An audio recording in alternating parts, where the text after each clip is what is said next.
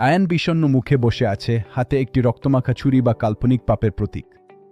আপনি কি মনে করেন আপনার পাপের কারণে আল্লাহ আপনাকে আর ক্ষমা করবেন না? আল্লাহ কি আমাকে ক্ষমা করবেন?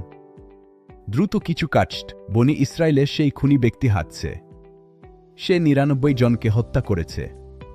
রাসূল বলেছেন পূর্বযুগে এক ব্যক্তি ৯৯ জন মানুষকে হত্যা করেছিল। এরপর সে তাওবা করতে চায়। ৯৯ জন মানুষের খুনি। লোকটি একজন ইবাদতকারীর কাছে যায়। ইবাদতকারী মাথা নেড়ে না বলে লোকটি তাকেও মেরে ফেলে।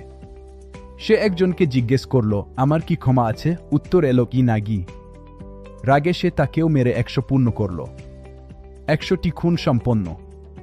লোকটি ভালো মানুষের গ্রামের দিকে দৌড়াচ্ছে। হঠাৎ সে পড়ে যায় এবং মারা যায়। কিন্তু তার মনে তাওবার ইচ্ছা ছিল।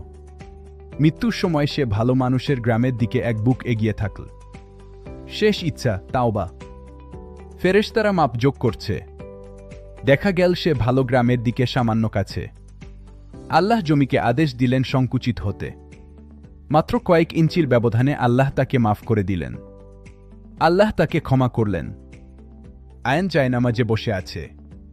ক্যামেরা তার মুখের দিকে জুম হবে। মনে রাখবেন, আপনার পাপ সাগরের ফেনা সমান হলেও আল্লাহর দয়া তার চেয়ে বড়। আজই ফিরে আসুন।